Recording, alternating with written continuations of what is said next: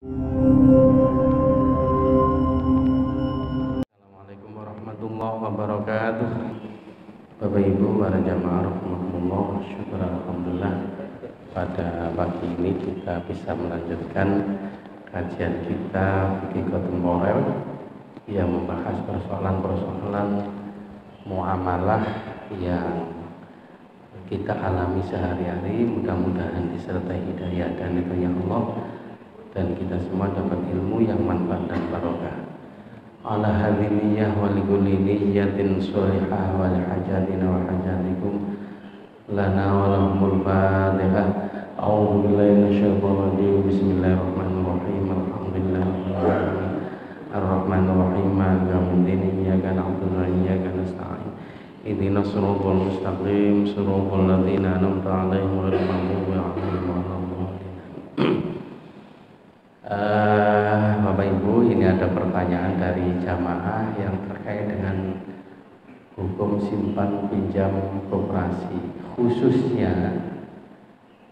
orang di luar anggota koperasi yang minjam kepada salah satu koperasi. Kebetulan dia punya anak yang sedang kuliah, bayarnya SPP-nya mahal, sehingga saat bayar nggak punya uang, terpaksa harus minjam. Nah, karena dia bukan anggota koperasi, akhirnya minta tolong kepada salah satu tetangganya yang kebetulan sebagai anggota koperasi, sehingga tetangganya yang sebagai anggota koperasi ini tanya kepada saya, karena saya kalau pinjam di koperasi itu kan mesti ada bunganya.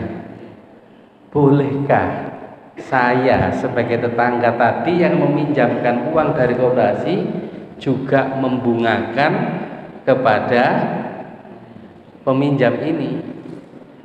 Dalil yang secara umum berdasarkan hadis Nabi, kullu qardin jarra manfaatan fahuwa riba. Setiap pinjam meminjam yang dijanjikan ada tambahan maka disebut riba. Ini sama-sama tambahan tapi ada perbedaan esensi, perbedaan hakikat. Yang satu pinjam di koperasi dan secara otomatis dia akan ada bunga, tapi bunga ini didapat dari usaha bersama. Tapi yang satu ada tambahan tapi murni hutang piutang pribadi, di mana karena dia tidak punya uang maka pinjam kepada salah satu anggota koperasi. Inilah yang menjadi pembicaraan kita pagi ini Bapak Ibu. Karena itu ini sudah pernah dibahas oleh berbagai kalangan ulama, yang secara umum kita ambil dua saja. Ya, ini berdasarkan Majelis Tarjih Muhammadiyah pada Muktamar ke-22 di Malang tahun 1989, berarti kan sudah lama sekali. Majelis Tarjih Muhammadiyah mendefinisikan koperasi adalah sebuah lembaga usaha bersama yang didirikan oleh sejumlah orang sebagai anggotanya. Jika dalam usaha ini menghasilkan keuntungan, maka keuntungan itu dibagi kepada semua anggotanya. Ingat, kata kuncinya adalah koperasi melakukan sebuah usaha, keuntungannya dibagi bersama. Dengan demikian, dalam koperasi mewujudkan muawanah, tolong menolong di antara sesama anggota. Jika dalam mengembangkan usaha ini dengan bunga, sesungguhnya bunga itu diperoleh dari anggota dan akan dibagi kepada anggota. Ini kata kuncinya koperasi ini Bapak Ibu.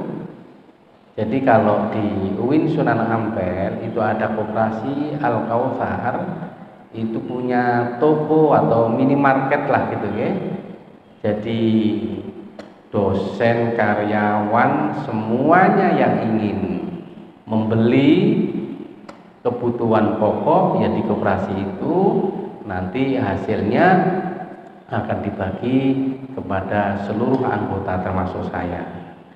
Nah, kalau saya pinjam di koperasi itu otomatis juga ada bunga, tapi bunga itu di dalam rangka untuk mengembangkan usaha terus begitu.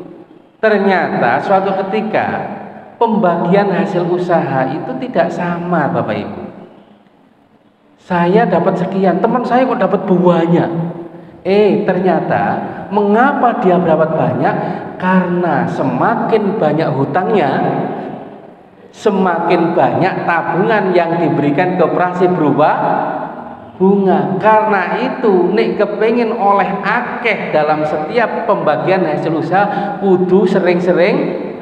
Nah, aku ya rada mikir ya. Oh iya, kan kebetulan ada adik saya juga dosen di sana, ada teman satu. Lu awakmu kok oleh akeh? Ternyata utangnya itu banyak sekali. Sehingga tiap bulan dia juga memberikan yaitu tadi bunga atau bahasanya keuntungan ya. Oke. Berbeda dengan bunga bank, pada bank yang menggunakan sistem bunga ada pihak yang dirugikan ya. Hal ini disebabkan karena tidak semua nasabah bank adalah pendiri bank. Sehingga ketika bank mendapatkan keuntungan dari bunga bank tersebut tidak akan kembali kepada nasabah atau anggota. Sehingga kalau jenengan tidak menjadi pendiri bank ya tetap memberikan bunga, beda dengan koperasi. Oleh karena itulah menurut Muhammadiyah koperasi simpan pinjam hukumnya adalah mubah karena tambahan pembayaran pada koperasi simpan pinjam bukan termasuk riba tapi merupakan tambahan keuntungan yang diberikan kepada koperasi dan akan dikembalikan kepada anggota. Semakin banyak hutang, semakin banyak pendapatan yang akan diperoleh ketika pembagian hasil usaha nanti. Itu biasanya rapat tahunan tiap tahun Pak. Karena itulah kemudian tadi Muhammadiyah mendefinisikan koperasi adalah ada unsur ta'awuniyah, saling tolong menolong. Dan itu benar ternyata, saya rasakan sendiri Pak. Dulu awalnya nggak punya sepeda motor, nyicil, akhirnya ya iso tuh sepeda motor. Sampai beli apapun istilahnya ambil dulu, nyicil carry.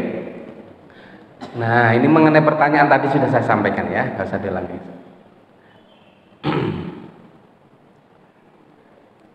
Nah, meskipun begitu, menurut hemat kami hal yang demikian ini diperbolehkan ketika memang tidak ada jalan lain, dengan syarat orang yang ini supaya semuanya bisa mengikuti dari awal, tak baca lagi ya. Mengenai pertanyaan saudara berkaitan dengan seorang teman yang meminta kepada Anda untuk mengutangkan kepada koperasi yang Anda menjadi nasabah di koperasi tersebut, sama seperti seorang yang meminjam ke koperasi akan tetapi dia bukan anggota koperasi.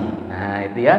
Jadi yang menjadi persoalan adalah orang lain pinjam kepada temannya sementara dia bukan anggota koperasi. Tentu dia tidak mendapatkan hak-hak sebagaimana anggota koperasi lainnya dalam mendapatkan hak. Salah satunya adalah tambahan yang dibayarkan akan kembali kepada nasabah. Seperti yang saya ceritakan tadi. Ketika membayar hutang tersebut tentu ada tambahan yang harus dibayarkan. Inilah yang ditakutkan akan menjadi riba. Meskipun begitu, menurut hemat kami hal yang demikian ini diperbolehkan ketika memang tidak ada jalan lain lagi, dengan syarat orang yang meminjam kepada anggota koperasi mendapatkan bagian sisa hasil usaha yang secara proporsional diterima oleh anggota yang meminjamkannya. Dengan kata lain, bagian SHU secara proporsional itu kembali kepada yang menggunakan uang tersebut. Dengan demikian diharapkan dapat terpenuhi asas keadilan di antara sesama sesuai dengan prinsip hukum Islam. Jadi begini Bapak Ibu, pada prinsipnya boleh, dengan catatan ya, dia yang minjam tadi kan sudah memberikan bunga melalui temannya yang sebagai anggota koperasi. Nah, kalau nanti ternyata dari utang misalnya 50 juta mungkin sampai 100 juta itu dalam 1 tahun, kan nanti itu ada hitungannya Pak, bunga yang harus dibayarkan sekian ya, karena memang itu ada catatan tiap bulan. Bunga kalau 10 juta, 20 juta, 50 itu ada semua pembukuannya. Nah, kalau itu nanti dalam 1 tahun ternyata teman yang meminjamkan ini dapat sisa hasil usaha, maka secara otomatis itu bukan haknya, tapi haknya yang meminjam tadi. Bisa dipahami Bapak Ibu ya? Itu dengan harapan meskipun dia bukan anggota, tapi keterlibatan di dalam memberikan bunga ini juga harus diperhitungkan dalam rangka apa? Diharapkan terpenuhi asas keadilan. Ya, itu maksudnya begitu. Kenapa? Tadi intinya adalah saling tolong menolong. Jadi bukan hanya hutang untuk memberikan bunga, tapi sekaligus dia nanti kecipratan hasil usahanya. Nih pancene itu dikaitkan dengan koperasi. Nah, ini beda dengan bank. Kalau pinjam yang penting bunga, kan kita nggak akan mendapatkan apa-apa ya. Selain itu tentu saja dalam hal ini diniatkan hanya untuk membantu dan tolong menolong kepada sesama, bukan hal yang lain, apalagi untuk disbisniskan. Nah, itu kan mengingat firman Allah ya, yang ayat yang sangat populer ini adalah wa ta'awanu 'alal birri wat taqwa wa la ta'awanu 'alal itsmi wal udwan. Tolong menolonglah kalian di dalam suatu kebaikan. Apa kebaikan yang didapat? Dia asale gak iso bayar SPP, dengan jalan seperti ini akhirnya iso bayar. Nah, jadi kenyataannya orang-orang yang di situ merasa terbantu. Andai kata semua anggota koperasi itu nggak merasa terbantu, mesti tutup ke dia Pak. Nyatanya tambah berkembang. Pulang malah seneng utang ya. jadi ngapunten nggih. Awal-awal jadi PNS dulu kan gajinya cukup dipangan, mohon alhamdulillah. Mungkin Bapak Ibu yang pernah jadi PNS awal-awal kan juga pernah merasakan. Jadi jarang sekali punya tabungan dari gaji ini Pak, apalagi anaknya sudah sekolah, sudah masuk perguruan. Jadi pokoknya yang penting cukup barokah. Nah, untuk bisa membeli sesuatu, beli sepeda motor, beli mobil, iso dandani omah, niku rata-rata yang saya rasakan itu adalah utang dulu Pak.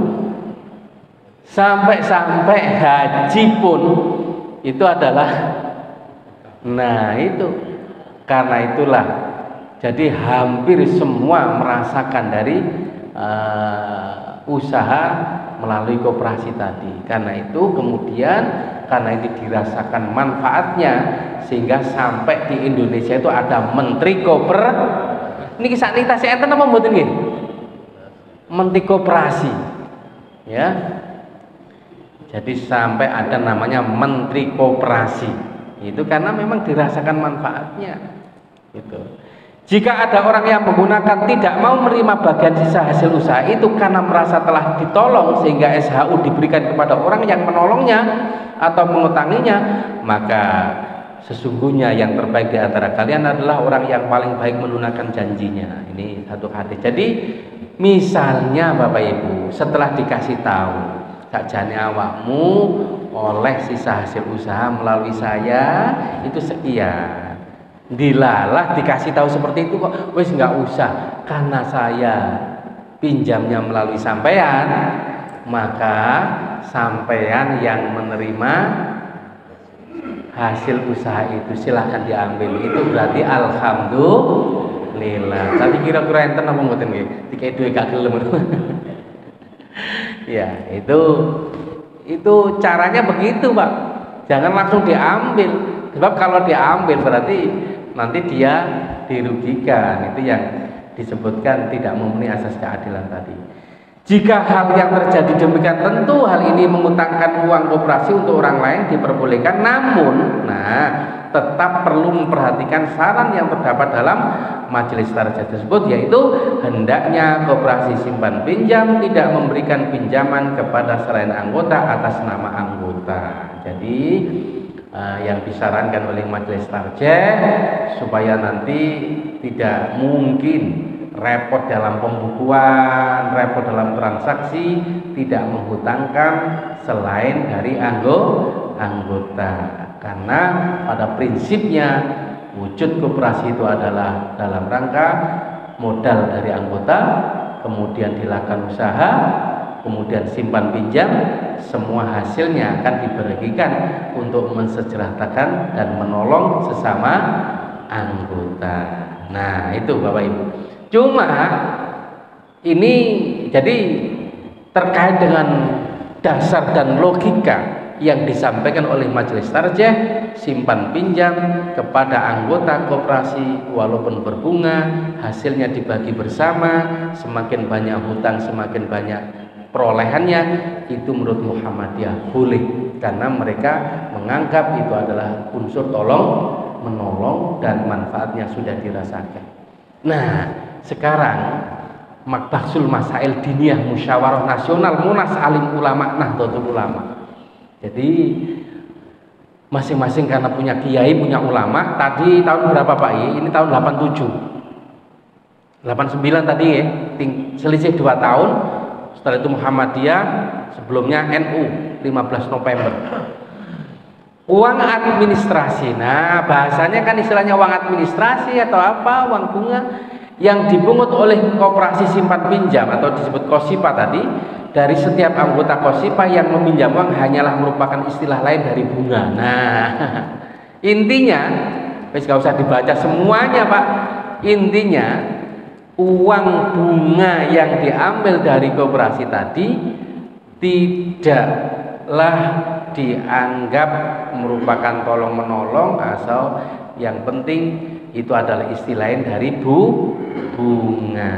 Ya, menurut majelis Baksul Masalahnya NU itu dianggap termasuk riba.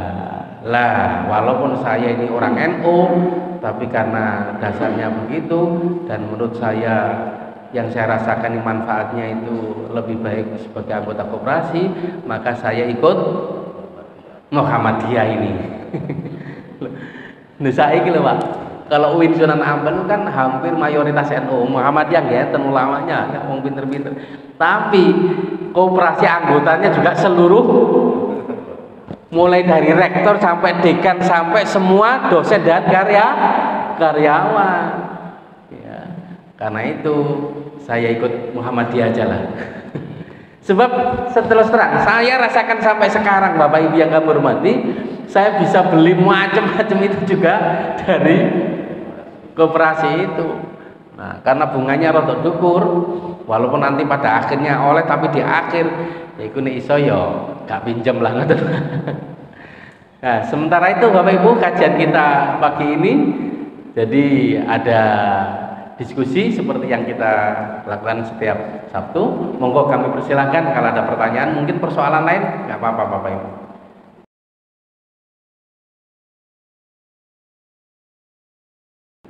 Riba itu ada 4.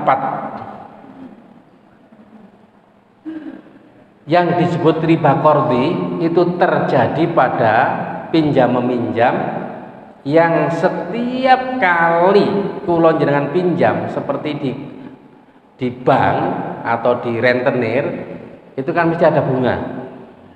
Bunga yang dihasilkan dari simpan pinjam meminjam itulah yang disebut riba. Hukumnya haram. Oke. Tapi nanti terkait dengan riba bank ini perbedaan pendapat ulama dan sudah pernah kita sampaikan itu ya.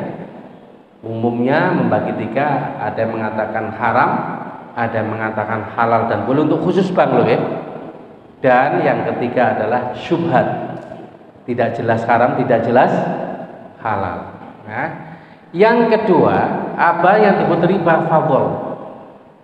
Kapan itu terjadinya? Tukar menukar barang yang sejenis, yang satu dilebihkan atas yang lainnya. Contoh, beras ambek beras itu kalau jenengan murni tukar menukar itu haram.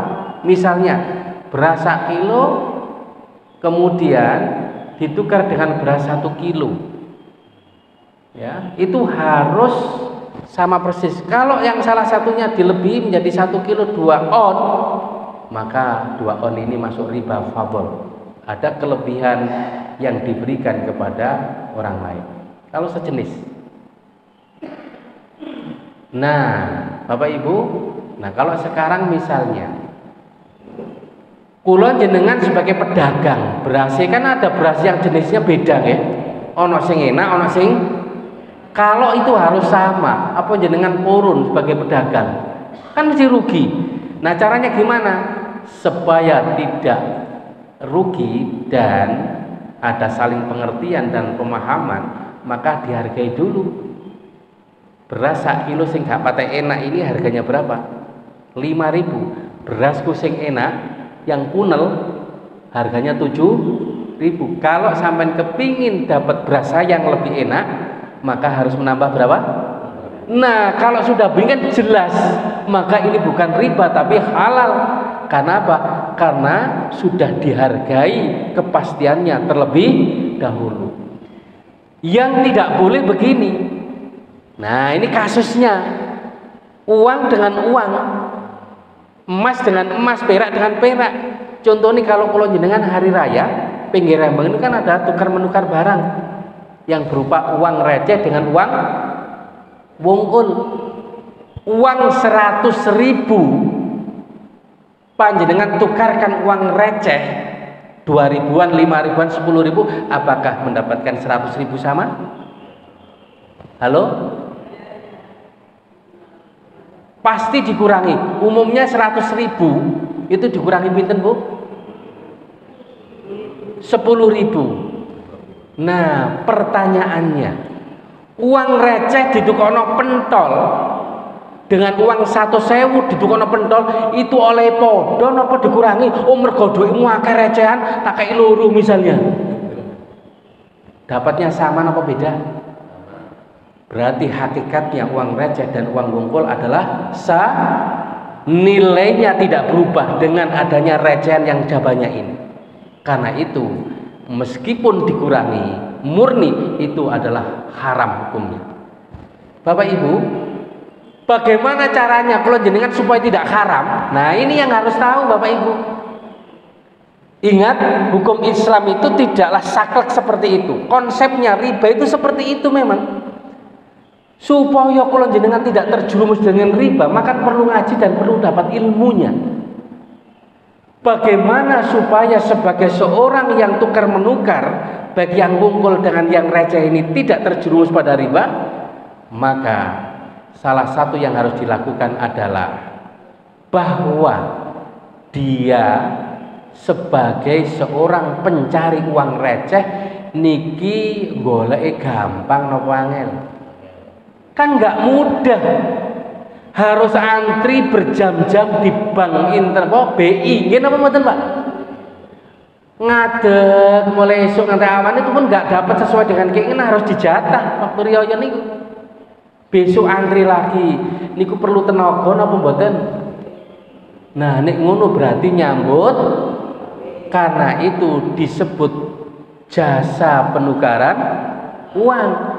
Akadnya harus dirubah, tidak tukar menukar barang, tapi memberikan jasa terhadap jerih payah yang telah dikeluarkan. Ngerti maksud saya?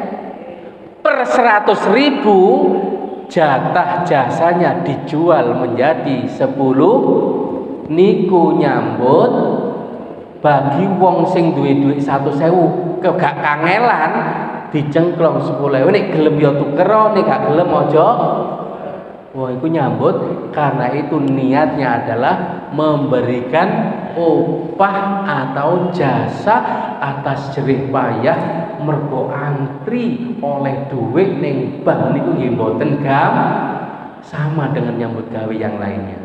Nek 1 juta ya jasanya juga lebih besar. Bisa dipahami Bapak Ibu? Nah, inilah yang disebut dengan perubahan transaksi yang menyebabkan perubahan hukum terhadap kasus tersebut. Ngoten. Nggih. Contoh lagi. Salah satu syarat diperbolehkan barang itu dijual harus suci. Dilalah ada barang yang dijual belikan yang hakikatnya adalah najis. Kira-kira jual apa, Pak? Pupuk bunga itu kan kotorannya hewan. Nggih napa mboten? Loh, tapi kan saya nggak makan kotorannya. Nggih memang mboten enten tuku pupuk kandang kanggo sop pupuk kandang kan mboten enten. Tapi kan ini untuk pupuk bunga tanaman. Iya, kata Nabi, dulu ada orang Yahudi begitu. Ketika dilarang menjual bangkai, ternyata bangkai hewan ini dikuliti, kemudian dikeringkan kulitnya dijual belikan. Itu orang Yahudi. Ditanya, kenapa? Itu kan diharamkan oleh nabi-nabinya. Ternyata mereka, saya tidak memakan bangkainya, tapi saya makan, yo sama saja. Nah, kalau niatnya jual beli itu haram, Pak. Tapi orang yang mengumpulkan pupuk kandang niku perlu tenaga napa mboten? Madai ning plastik, nggawa nang Surabaya. Nggih napa mboten? Berarti dia pun juga mengeluarkan tenaga dan biaya untuk mengangkut bunga ini. Apa? Pupuk ini. Karena itu persak dihargai 5.000. Karena itu niatnya tidak menjual barangnya tapi menjual jasanya. Yang kedua, karena barang najis ini bermanfaat, katanya Imam Hanafi, jangan diniati menjual barangnya karena barangnya tidak bisa dikonsumsi. Karena ini bermanfaat untuk bunga, maka diniati menjual dan membeli manfaatnya. Nah, ini kalau menurut Imam Syafi'i tetap haram karena manfaat itu melekat di zatnya, nggak bisa dipisahkan. Karena itu jangan diniati jual beli baik manfaat maupun barang, tapi ya saling memberilah, tolong menolong. Aku gak niat menjual barangmu, tapi aku ngekei awakmu. Ngoten. Jadi niatnya jual beli baiul atok namanya, saling tolong menolong. Awakmu njaluk piro? Tapi bahasanya tidak jual beli, tapi saling memberi. Itu kan padha wae, tidak sama. Yang membedakan apa? Niatnya. Itulah Bapak Ibu, innamal a'malu. Nah, kalau kula jenengan sudah tahu ilmunya, maka tukar menukar barang yang sejenis seperti tadi, uang dengan uang tetap haram, tapi supaya tidak haram diniati memberi dan membeli jasa. Karena itu tidak disebut tukar menukar uang, tapi jasa penukaran uang. Nah, ini yang dipahami.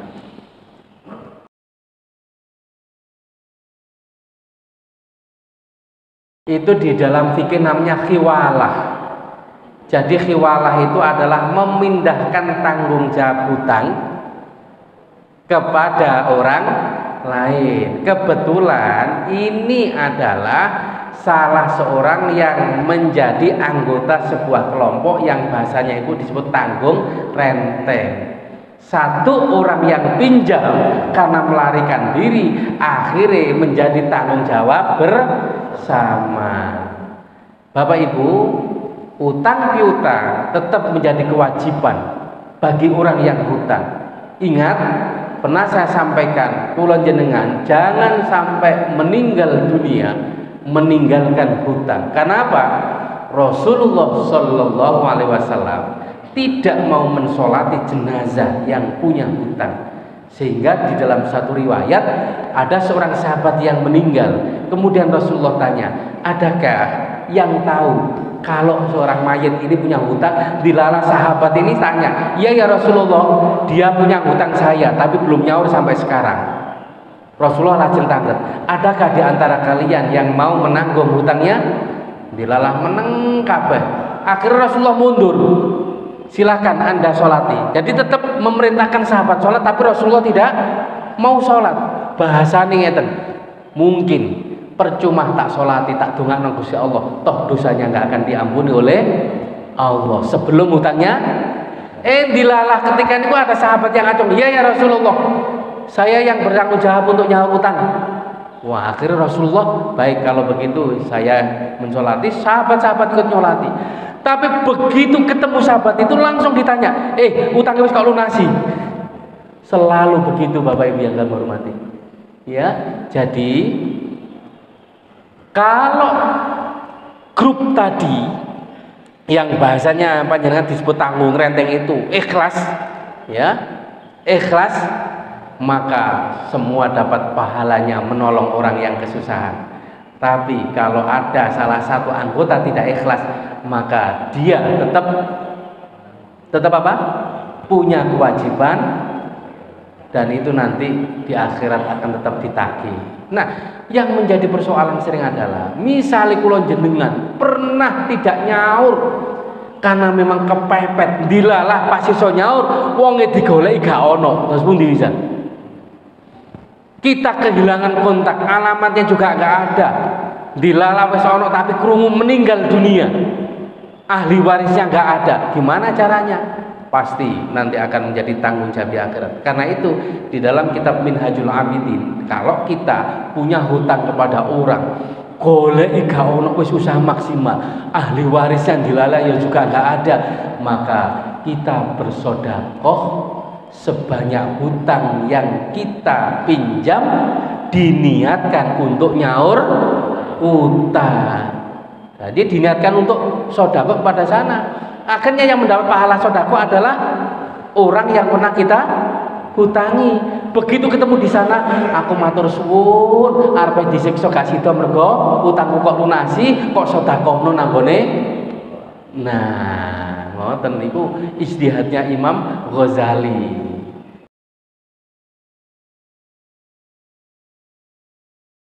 Guru kencing berdiri, murid kencing sambil. Nah, itu. Jadi Bapak Ibu, ini ada satu riwayat. Sahabat Umar bin Khattab pernah kencing berdiri, ketahuan Rasulullah SAW. Akhirnya Rasulullah bilang, wahai Umar, la tabul qaiman, jangan sekali-kali kau kencing sambil berdiri. Setelah itu Umar bin Khattab tidak pernah melakukan kencing dengan berdiri. Nah, Bapak Ibu, larangan ini sama dengan larangan seperti ini. Janganlah kamu makan minum sambil berdiri.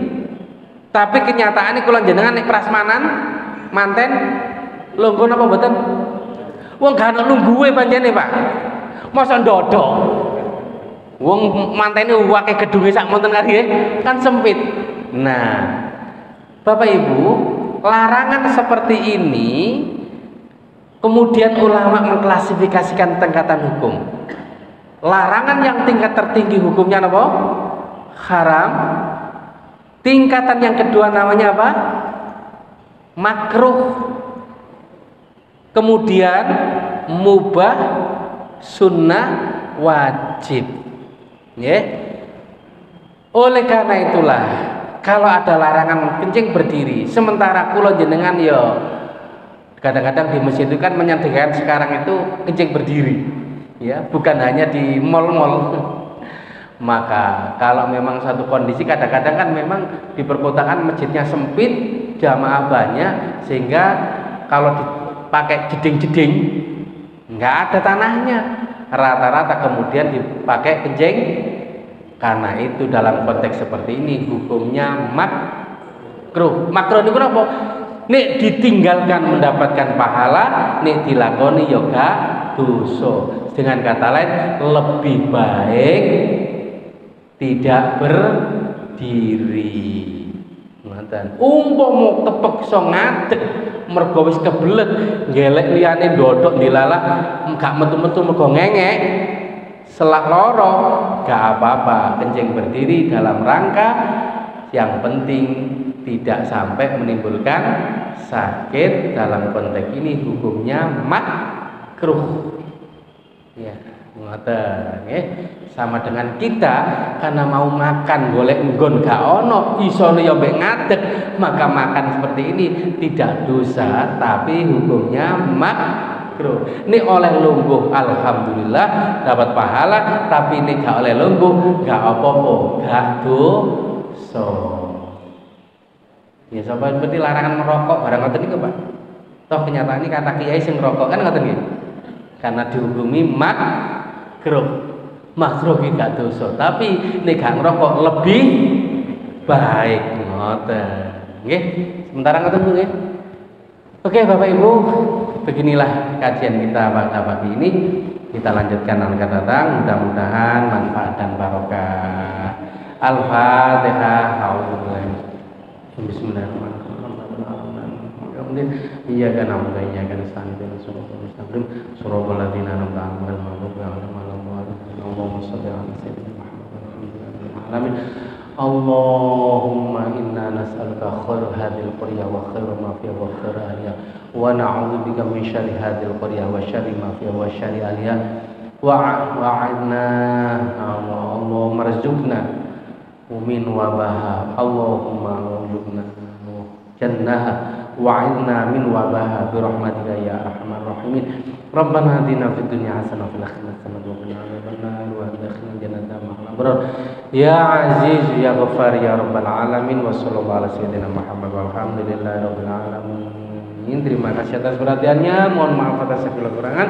Mudah-mudahan bulan depan bisa ketemu kembali dalam keadaan sehat walafiat lahir batin. Allahumma amin. Akhirul kalam, wassalamualaikum warahmatullahi wabarakatuh. Subhanakallahumma wa bihamdika asyhadu an la ilaha illa anta astaghfiruka wa atubu ilaik. Muhammad